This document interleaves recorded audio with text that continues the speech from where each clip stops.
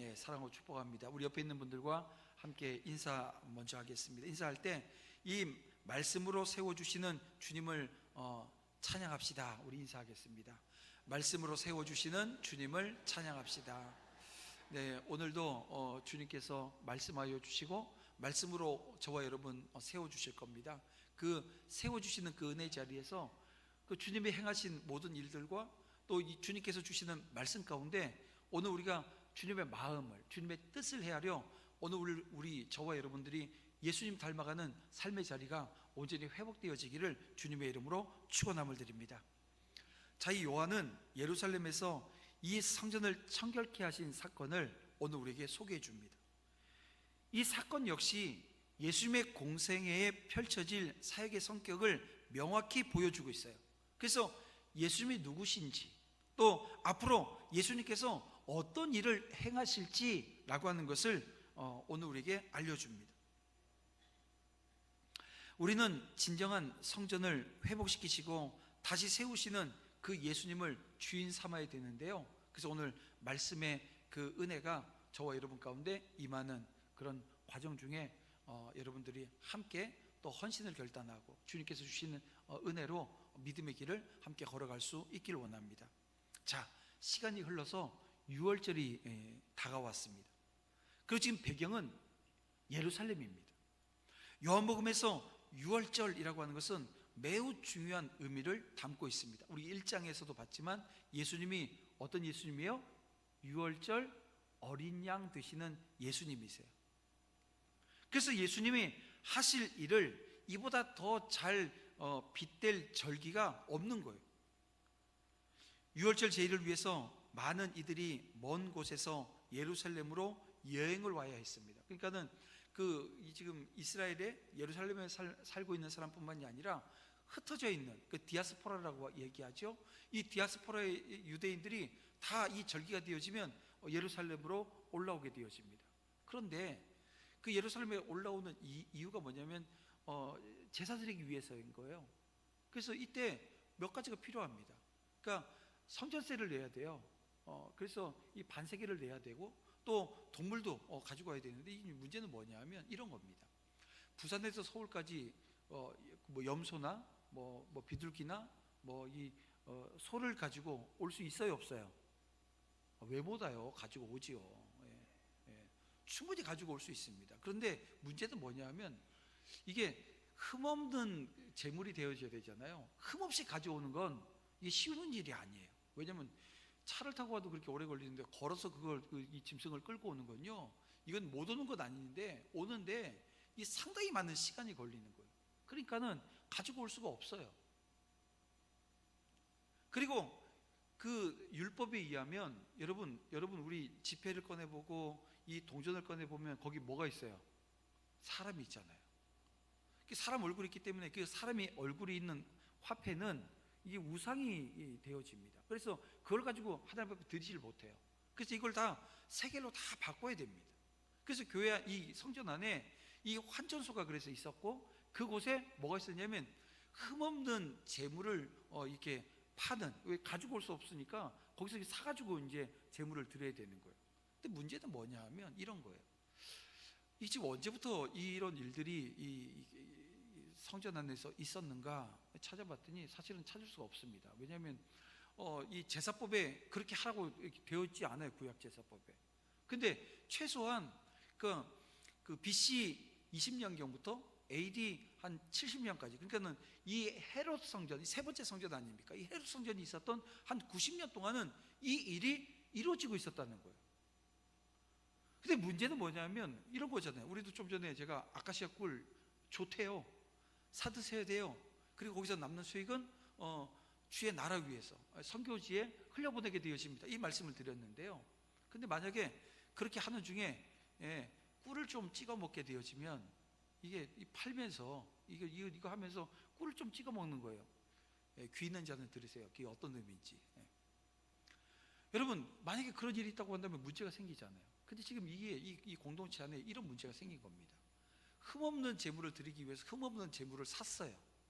그런데 이 재물이 자기 눈앞에서 내가 요거요 해서 딱 사가지고 돈을 치렀는데 요게 이렇게 쫙 나가는 거예요. 저 앞으로 해서 나가요. 나가면 어디로 가냐면 재단 앞에 이제 잡은 대로 가야 되는데, 가는 중에 뭐로 바뀌냐 하면 흠 있는 재물로 바뀌어버려요. 그리고 그놈이 쭉 나갔다가 다시 싹 돌아가지고 여기로 다시 들어옵니다. 왜요? 팔려고. 그러니까 흠 있는 것과 흠 없는 것은 뭐가 있을까요? 가격 차이가 있는 거예요. 그리고 성전세를 내기 위해서 자기가 가지고 있었던 화폐를 바꿔야 되는데, 환전하는데 환전수수료 내요, 안 내요? 예, 환전수수료 냅니다. 예. 그래서 이게 막 저기 어떨 때는 보면 90%까지 해줘요. 수수료를 90% 깎아줘요. 이거 은행에서 그러더라고요. 근데 중국 갈 때는 40%밖에 안 깎아줘요. 그래서 중국 가고 싶은 마음 별로 없어요. 예, 예. 왜냐면 제가 쪼잔해가지고요. 몇 푼 되지 않는 것 때문에 마음이 확 상해버리더라고요. 그런데 이 성전에서 이 환전하는데요, 몇 프로를 받았냐 하면 여러분 12.5%를 받았습니다. 예, 놀라지 않으실 줄 알았어요. 역시 막 이렇게 배포들이 크셔가지고 12.5%를 받았다고요. 이게 작은 돈이 아닙니다. 그런데 이걸 지금 누가 지금 갖는 거예요? 제사장들이 갖는 거예요. 그럼 제사장들이 이 돈이 왜 필요했을까요? 자신들의 신분을 유지하기 위해서 필요했던 거예요. 그래서 여러분, 이 제사장들이 종교를 빙자해서 폭리를 지금 취하고 있었고, 거기엔 죄악이 넘쳐나기 시작을 했다는 거예요. 여러분, 이런 겁니다. 이 종교 지도자들이 물질주의, 이 상업주의에 빠지게 되어지면 여러분, 그 종교는 타락하게 되어집니다. 기독교가 그럼 예외일까요? 아니요, 예외 아닙니다. 그래서 이 교회 안에 있는 영적인 지도자들은 이 탐심과 이 탐욕이라고 하는 것을 경계해야 되는 거예요. 여러분 보세요. 제가 탐욕적인 사람인가요? 무슨 고민을 하세요? 아니라고 얘기하셔야죠.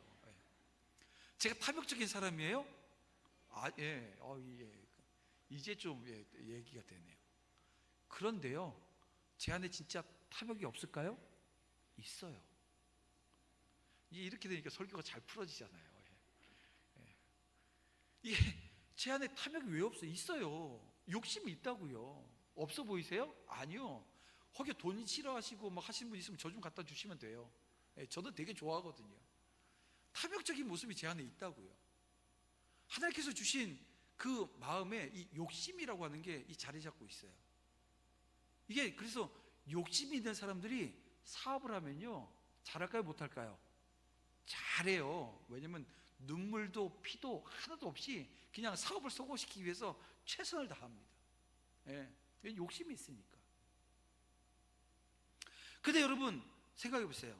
오늘 저와 여러분, 이게 교회의 영적 지도자들이 이 탐욕, 탐심 잘 다스려야 되고요. 이걸 참 경계해야 됩니다. 왜냐하면 먹을 것, 마실 것이 있으면 족할 줄 아는 게 오늘 우리 믿음의 생활입니다. 그래서 성도들과 더 나아가서 사회에 바람직한 영향을 그래서 끼치게 되어져요. 여러분, 이상적인 교회는 이 세계 속에서 예수님의 정신을 실현하는 교회입니다. 또 이상적인 지도자는 예수님의 모습을 닮아가는 사람입니다. 그래서 교회는 부자가 되려고 하면 안 되는 겁니다. 여러분, 성도 수가 많아지고 이 재정이 많아도 교회는 언제나 가난한 모습을 지니고 있어야 여러분 교회다운 교회가 되어지고요. 마찬가지 영적 지도자들도 여러분 그렇게 교회를 만들어가기 위해서 힘써야 되는 거예요. 그래서 자기를 먼저 비우고 여러분 이 비우는 일이 선행되어지지 않으면 안 돼요. 경건을 탐욕을 채우는 수단으로 악용하는 것은 결코 용서받지 못할 죄악이라고 하는 것을 여러분 기억하시기를 주님의 이름으로 축원함을 드립니다. 이렇게 설교해 놓고 이제 앞으로 한 10년 뒤가 되어지면 제가 헷가닥 해가지고요, 막 탐욕적인 모습, 막 이런 모습 보일 수 있어요, 없어요? 이것도 없다고 얘기를 해야 제가 또 있다고 얘기를 하죠. 있어요, 없어요? 근데 있어요. 왜냐하면 사람이잖아요. 완벽할 수 없어요. 그래서 상황에 몰리고 형편에 몰리면 여러분 이 목사도 그 자리에 서게 되어집니다. 어떤 자리예요? 경건을 탐욕을 채우는 수단 삼는 모습이 있을 수 있다는 거예요. 그럴 때 어떻게 하라 그랬어요? 목사님, 정신 차리세요. 예? 이 얘기 하셔야 된다고요. 여러분, 오늘 왜 제가 이 말씀 드리냐면, 저와 여러분 모두가 다 그런 위험에 노출되어져 있는 사람들입니다. 그래서 함께 믿음의 공동체를 이루어 나가고, 이 믿음의 공동체 안에서 그런 모습을 서로 주고받고 권면하는 거죠. 근데 권면은 어떤 사람이 권면하는 거예요? 예, 그냥 막 째려보고, 예, 막 이런 사람들은 권면하면 안 돼요. 권면할 자격이 없어요. 권면은 누가 해요? 사랑의 마음을 가지고 있는 사람이 권면하는 겁니다. 그리고 그때 놀라운 일들이 벌어지는 거예요. 왜냐하면 사람이 변화되어져요. 권면의 말씀을 듣고 변화되어지는 자리에 서게 되어집니다. 여러분, 오늘 우리 공동체 안에 이런 은혜가 있기를 다시 한번 주님의 이름으로 축원함을 드립니다. 자, 이제 예수님은 짐승들을 내쫓고 환전상을 뒤엎으면서 뭐라 그러시냐면, 내 아버지의 집이 성전으로 다시 회복되어져야 된다라고 하는 것을 크게 외치십니다. 자, 유대 종교 지도자들과 예수님께서 성전에 대해서 가지고 있었던 생각은 이처럼 현격한 차이가 있어요. 유대 종교 지도자들은 성전을 자신들의 탐욕을 채우는 그런 수단으로 악용을 했어요. 그래서 어떻게 해요? 장사는 집으로 만듭니다. 강도의 구별이 되게 했습니다. 그들은 성전의 주인이 누구인지에 대해서 올바른 이해도 관심도 없습니다. 그들은 다만 어떻게 하든지 더 많은 사람들이 성전에 모여들게 해서 뭐 하자는 거예요? 부를 축적하고자 애쓸 뿐이었다는 거예요. 여러분, 우리가 지금 다모임이라고 하는 이 가을에 있게 되어질 이 사역은요, 여러분, 이런 사역 아닙니다. 우리 빈자리를 채우고, 여러분, 여기서 빈자리를 채우고 많은 성도들이 이 가운데 예배를 해서 무슨 헌금 많이 해가지고 뭐 교회가 막 아주 그런 거 아니에요. 여러분들이 지금 하는 이 사역은 제주도에 있고 뭐 미국에 있고 뭐 어디 지방에 있더라도 전도해야 될 대상자들에 대해서 우리가 품고 함께 기도하는 거예요. 그리고 그들이 예수 믿고 하나님 나라 운동하는 겁니다. 하나님 나라가 오늘 우리 가운데 임했는데, 오늘 우리가 어떻게 전하지 않을 수 있어요? 내가 영원한 생명을 소유했는데 어떻게 내가 전하지 않을 수 있습니까? 그리고 가까운 이들, 내 형제, 내 자녀, 내 부모, 내 친지, 내 친구들, 내 이웃들, 그들에게 복음을 전해서 생명 나누는, 내 안에 있는 생명을 나누는 거예요. 근데 아까도 말씀드렸지만 우리는 나누기 위해서 작정하고 기도해요. 그리고 마지막에 초청할 거예요. 그러면 하나님께서 하십니다. 여러분, 이 사실을 믿고 믿음의 자리에 함께 서는 은혜가 있기를 주님의 이름으로 축원함을 드립니다. 예수님은 이르셨어요. 그분에게 있어서 성전은 아버지의 집이었기에 이 전이 거룩하게 보존되어지기를 원하셨던 겁니다. 아버지 집이 불의한 자들에 의해서 더럽혀지고 있는 것을 보면서 아무런 행동을 취하지 않아요? 그러면 여러분, 아들이 아닌 거죠. 예수님께서는 아버지의 집 맡은 아들로서, 이게 히브리서 3장 6절에 나오는 표현이거든요. 여러분, 히브리서는 예수님과 천사를 비교를 해요. 예수님과 모세를 비교를 해요. 그래서 뭐예요? 우월하신 예수님에 대한 이야기를 합니다. 왜냐하면 당시 유대인들이, 히브리인들이 다시 유대교로 돌아가려고 하거든요. 왜요? 지쳤어요. 힘들어요. 예수님이 누군지 잘 모르는 거예요. 다시 그래서 예수님을 소개해줘요.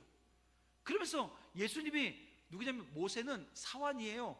근데 예수님은 아들이래요.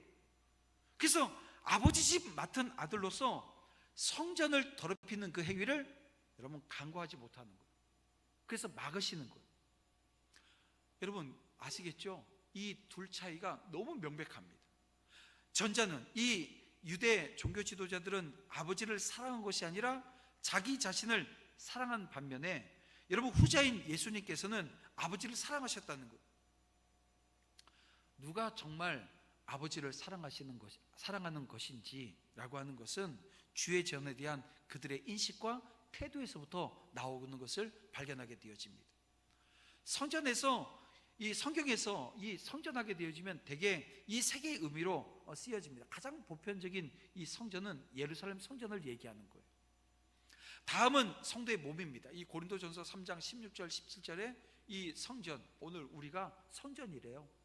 또 하나는 예수님의 몸을 가리킵니다.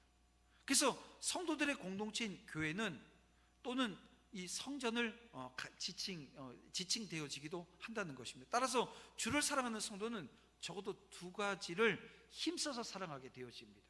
그 첫 번째가 교회입니다. 자, 그 교회면 우리가 지금 벽돌로 지은 이 교회일까요? 아니에요. 콘크리트로 지어놓은 교회일까요? 아닙니다. 여러분, 그것은 이 성도의 공동체를 가리킵니다. 이 교회는요, 저와 여러분을 얘기하는 거예요. 따라서 교회를 사랑한다는 것은 우리 각 사람이 이 자신의 역할, 다시 말하면 영적인 은사에 충실하면서 또 다른 지체들과 적극적으로 하나 되어져 나가는, 협력하는 것을 말하는 거예요. 이런 거죠. 서로 돌아보는 섬김으로 연합해서 선교적 사명을 감당하는 것을 말하는 것입니다. 여러분, 주를 사랑하거든 이 공동체 의식을 가지시길 바랍니다. 내가 예수님을 사랑한다고 얘기를 해요. 그러면 공동체 의식을 가져야 돼요. 자기만 생각하고 자신의 이익을 쫓아서 행하는 것은 주를 사랑하는 자의 모습이 아닌 겁니다. 오늘도 우리 새가족 교육 마지막 5주차 교육을 1부 예배 마치고 2부 예배 사이에 한 30분 정도 했어요. 마지막으로 했으니까 다음 주에 우리 2부 예배 때 우리 아마 우리 성도로 받아들이는 축하 시간을 가질 겁니다. 그럼 제가 계속해서 하는 말씀, 이런 말씀을 오늘도 드렸죠. 우리 도남지역교회에선 사랑을 안 줍니다. 오늘 이후로. 사랑은 절대 여기서 못 받습니다 라는 얘기를 했어요. 그랬더니 이런 얘기. 그래서 사랑을 여기서 받으려 하지 마시고 사랑을 주셔야 됩니다. 그랬더니 고개를 끄덕였어요.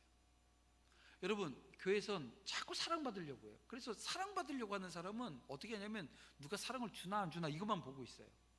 근데 정작 자기는 사랑하지 않아요. 그리고 또 어떤 사람들은 이래요. 기브 앤 테이크. 하나 줬으니까 하나가 와야 되는 거예요.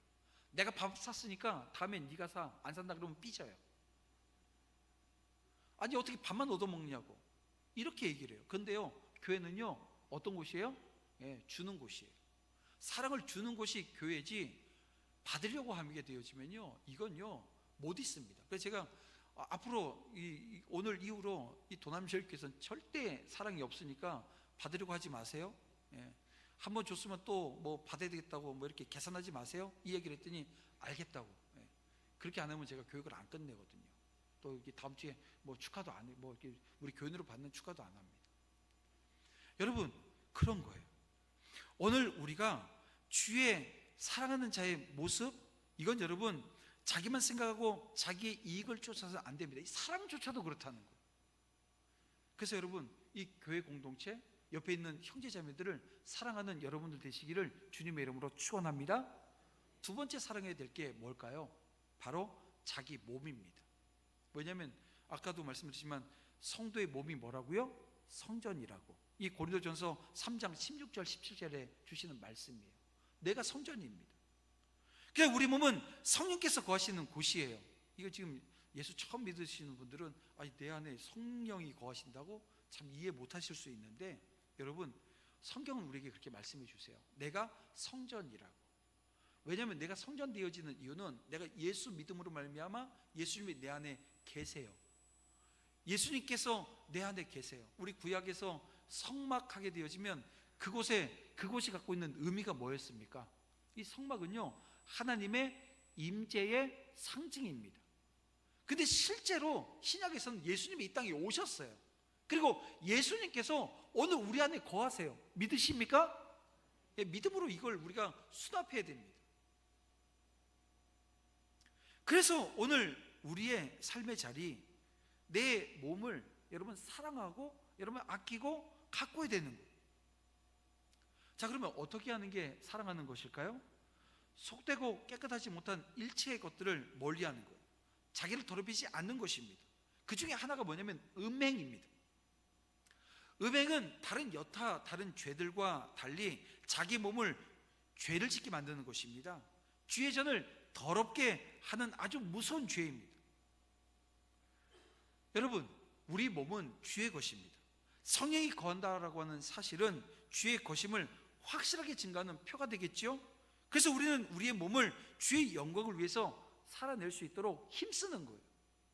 그래서 우리가 여러분 힘써서 사랑해야 될 두 가지, 뭐라 그랬어요? 이 교회 공동체입니다. 그리고 또 하나는 자기 몸인 거예요. 여러분, 이 사실을 여러분 잊지 않고, 여러분 오늘 주님께서 성전을 정화하시는 이 사건 속에서 오늘 주님께서 사랑하셨기 때문에 그런 일을 행하셨는데, 저와 여러분도 사랑하기 때문에 오늘 우리 안에 사랑이 있기에 이 두 가지 사랑이 온전히 나타나고 드러나는 은혜가 있기를 주님의 이름으로 축원함을 드립니다. 자, 그런가 하면 요한은 오늘 본문 16절에서 이런 얘기를, 예수님의 말씀을 이렇게 얘기를 합니다. 내 아버지 집에서 장사하는 집을 만들지 말라, 이런 말씀을 예수님께서 하셨어요.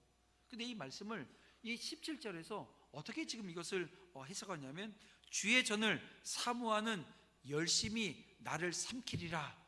주의 전을 사모하는 열심히 나를 삼켰다는 거예요. 무슨 얘기냐면요, 여러분, 내 아버지의 집에서 장사하는 집을 만들지 말라라고 했던 이 얘기가 이 대적들에게, 예수님을 대적하는 이 종교 지도자들에게 이 자극이 되었다는 거예요. 이걸 지금 암시하는 것입니다. 여러분, 예수님께서는 하나님의 영광을 위해서, 하나님의 영광을 위해서 무너진 이 성전의 기능을 다시 세우기 위해서 열심을 다하신 그 주님의 마음을 이 시간 저와 여러분은 살펴야 됩니다. 왜요? 살피는 이유는 본받기 위해서 살피는 거예요. 그렇습니다. 성전 안에서 상을 뒤엎으신 예수님의 행위는 이해관계에 얽힌 유대인들을 자극했던 거예요. 그들은 예수님이 무슨 권위로 이런 일을 행하시냐고 따지면서 설명이 아닌 표적을 원합니다. 여러분, 설명해. 너 왜 그랬어? 이게 아니고요, 너 그럼 너 일을 행했어? 너 왜 표적 한번 보여줘봐.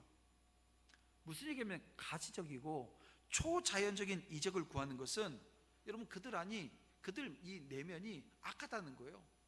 여러분, 음란한 세대라고 하는 것을 여러분 방증하고 있는 것입니다. 유대인들이 늘상 이와 같았습니다. 헬라인들은 부지런히 이 지혜를 구하면서 이를 위해서 인생의 많은 시간을 허비했거든요. 근데 유대인들은 표적이 하나의 우상이 되어져 버렸습니다. 그들은 표적을 보지 않고서는 도저히 믿지 못하는 자들이 되었거든요. 그런 거예요, 여러분. 예수님이 어디 출신이에요? 갈릴리 출신입니다. 그러니까 지금으로 얘기하면 이런 거죠. 갈릴리 촌뜨기가 과연 이런 일을 할 수 있는지 그 자격을 검증하고자 예수님께 표적을 지금 구하는 것입니다.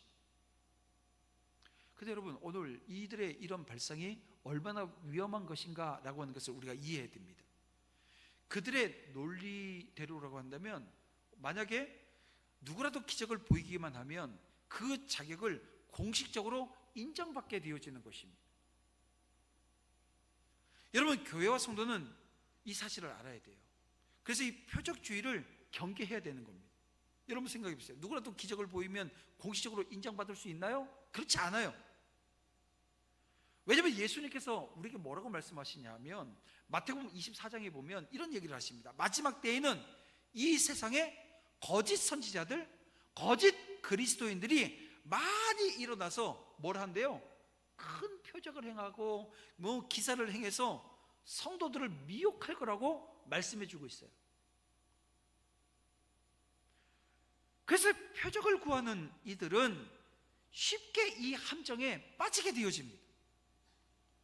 이 바울이 갈라디아 교회에 이와 같이 다른 복음을 쫓는 자들이 있었음을 지적한 적이 있잖아요. 그렇습니다, 여러분. 예나 지금이나 표적을 구하는 이들은 이런 위험성에 노출되어져 있는 거예요. 항상 그들은 따르게 되어집니다. 물론 여러분 기억하세요. 저와 여러분들의 신앙의 자리, 이 성경적 기독교는 여러분 체험의 종교입니다. 그래서 지금 이 자리에 계시는 여러분들 중에 거의 대부분의 사람들이 뭐 크건 작건 이게 모두가 다 그 체험이라고 하는 걸 가지고 있어요. 증거가 있다는 것입니다. 그러나 이것과 이 표적주의는 현장이 다릅니다. 여러분, 우리가 가진 신앙의 증거는 중요한 것입니다. 하지만 매사에 표적을 구하는 태도는 위험하기만 할 뿐 아무런 유익이 없다는 것. 그러면 어떻게 돼요? 우리가 우리 신앙에 이 체험이라고 하는 게 중요하지만, 여러분 우리 신앙을 세우는 것은 체험이 아니고요, 뭐냐 하면 예수 그리스도와 그 하나님 말씀 위에 세워져야 된다는 거예요. 이렇지 않으면 다 무너져 버립니다. 제가 전에도 말씀드렸지만 저희 할머니가 그 신유의 은사가 있으셨어요. 그래서 이게 사람들이 기도받으면 이 병이 고쳐지고, 심지어는 제가 어떤 얘기 있었다 그랬어요. 죽어가는 소가요, 할머니가 기도했더니 벌떡하고 일어나서 살았어요. 그 소가 지금까지 살아있을까요? 아니요, 벌써 죽고 없죠. 근데 이걸 누가 얘기했냐면 목부가 얘기해 주는 거예요. 근데 그 목부는 예수 안 믿어요. 기적을 봤다고, 표적을 봤다고 예수 믿는 게 아니더라고요.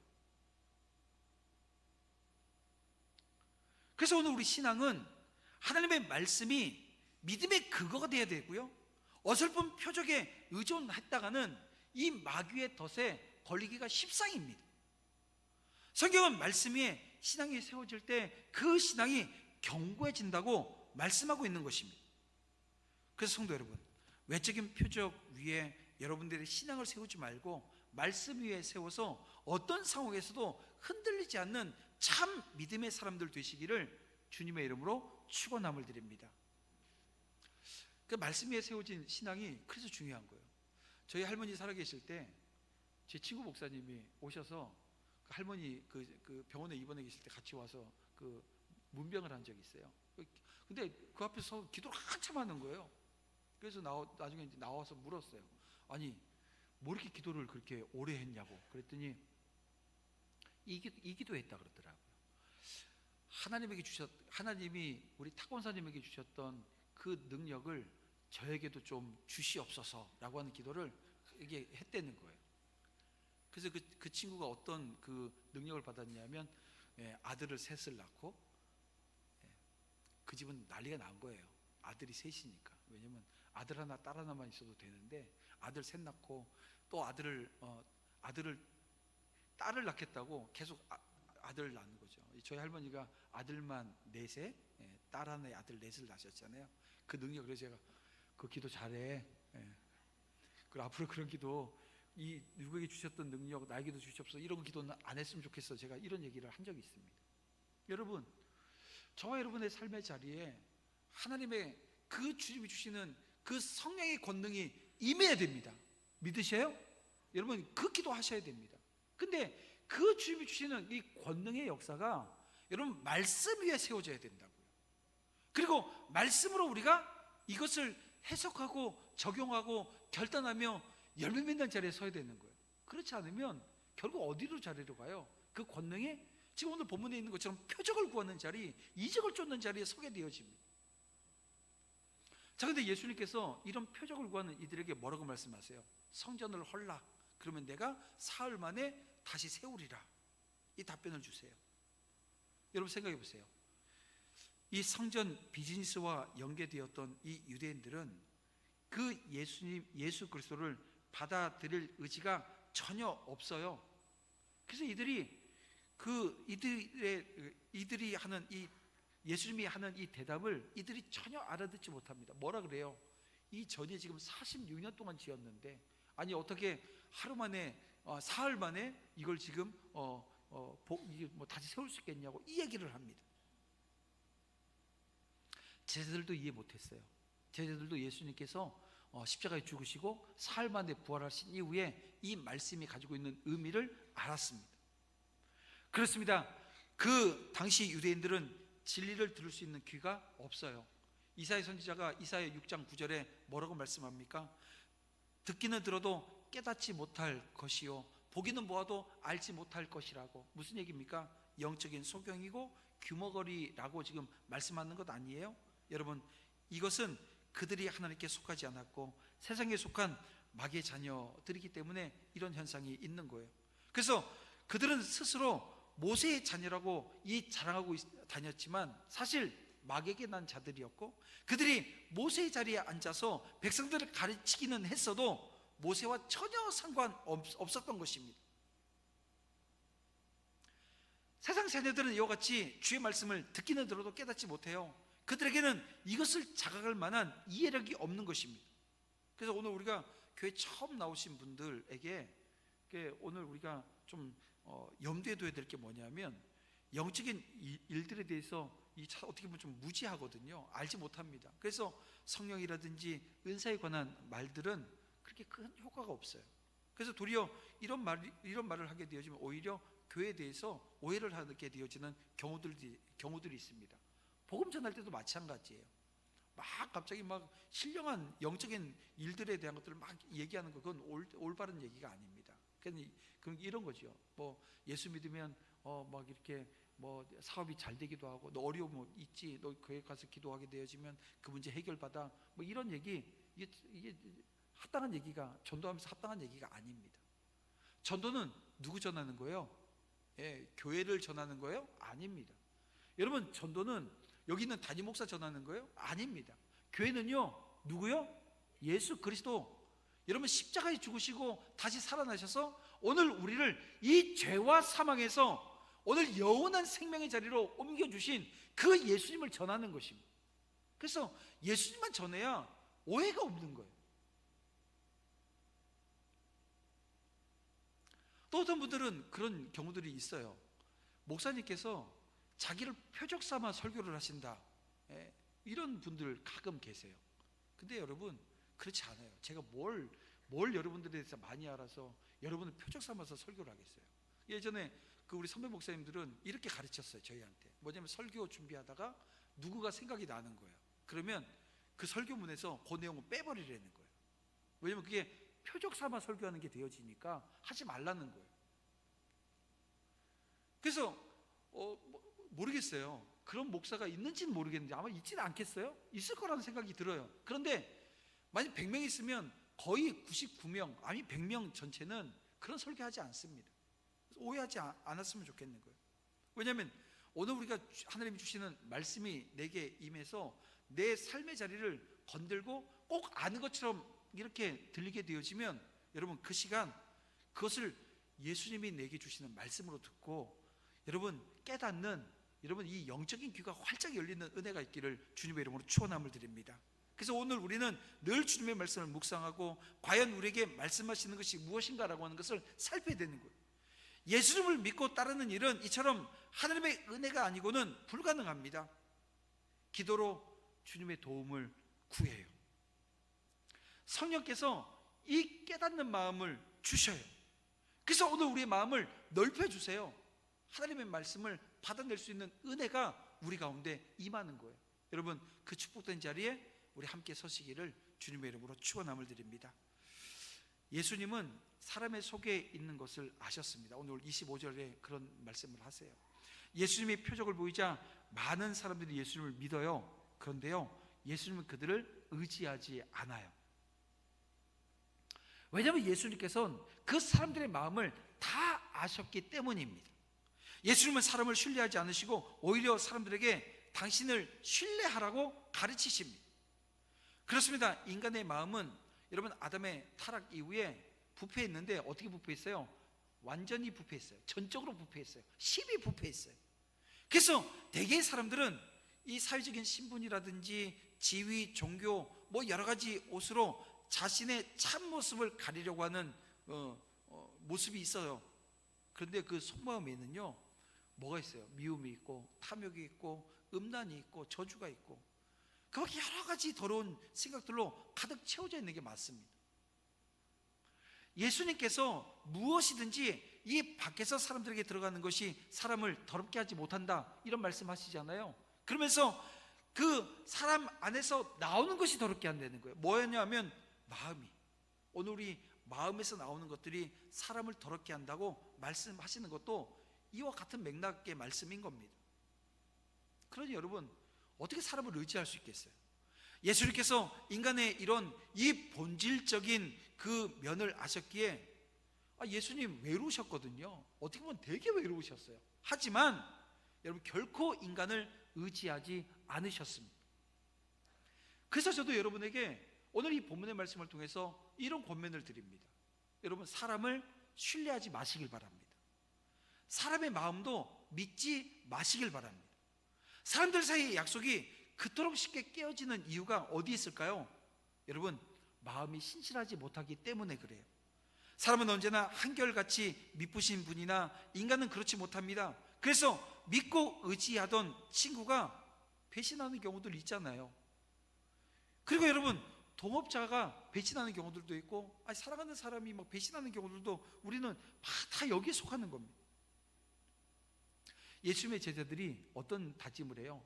예수님이 죽으면 죽는 데까지 따라가겠다고 다짐을 했는데, 여러분, 겟세마네 동산에서 예수님이 잡히시는 그 순간에 이 제자들이 어떻게 했나요? 한 명도 남지 않고 다 도망가 버렸어요. 여러분, 이것이 참 인간의 모습입니다. 주님께서 신분당하시는 것을 바로 지켜보고 있으면서 3번이나 그분을 모른다고 부인하고 저주하고 맹세까지 한 사람이 누굽니까? 베드로입니다. 그런데 여러분, 이 모습이 바로 내 모습인 거예요. 이 모습이 베드로의 모습이 아니고요, 내 모습이기도 하다는 것입니다. 모든 인간의 실상입니다. 근데 많은 사람들이 실상을 보지 못하고 허상에 매달려서 상처를 받아요. 우리는 더 이상 이러한 인간을 의지하는 것이 아니라 오직 믿으셔서 한결같이 변함없으신 그 하나님의 약속을 우리가 바라보면서 하나님을 의지하고 그 하나님을 신뢰하는 자리에 서야 됩니다. 그러니까 믿음의 대상, 신뢰의 대상은 하나님이신 것.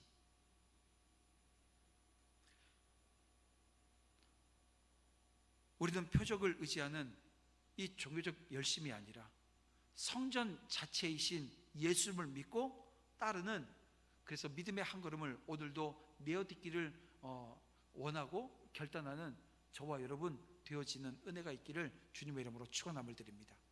말씀을 정리해 보겠습니다. 자, 오늘 우리가 함께 읽은 이 2장의 후반부에는 이 성전 청결 사건과 그에 대한 유대인들의 반응, 그리고 예수님의 대답, 그리고 이것이 오늘 우리에게 주는 의미는요, 더 이상 가능하지 않는 유대교의 이 제의를 넘어서 여러분, 6월절 어린 양 되시는 그 예수 그리스도의 희생과 이 부활을 통해서 회복되어질 오늘 우리 안에 있는 진정한 교제와 그 예배를 기대하게 합니다.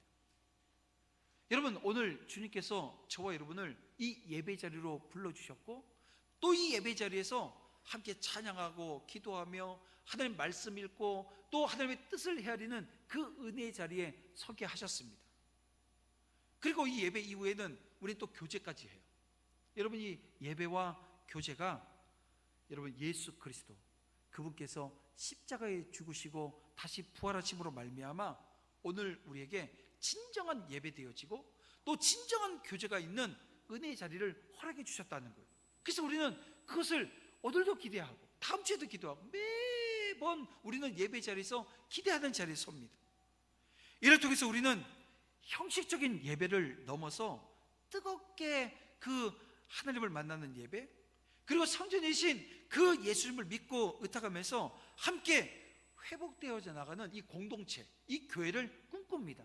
교제를 통해서 이게 이루어지거든요. 이걸 꿈꾸며 나아가는 거예요. 사랑하는 성도 여러분, 하나님께서는 오늘 그래서 우리의 예배가 온전해지기를 원하셔서 고쳐지기를 원하시고, 또 그 고쳐지는 은혜의 자리를 만드시기 위해서 바로잡으시는 은혜가 우리 가운데 있습니다. 성령께서 이 시간 우리와 함께 하셔서 이 놀라운 일들을 행하시는데요, 오늘 이 시간 저와 여러분이 정결해야 됩니다. 성결해야 됩니다. 내가 거룩하니 너희도 거룩하라 라고 하시는 이 거룩을 이뤄내는 삶의 자리 서야 됩니다. 이를 위해서 함께 우리 이 공동체 안에서 정말 함께 이 선교적 사명을 감당하면서 주의 나라 이루어낼 수 있는 저와 여러분 우리 모두가 되어지기를 주님의 이름으로 축원합니다. 이 시간 우리 정결한 마음 주시옵소서. 함께 찬양하면서 결단하며 나아가겠습니다.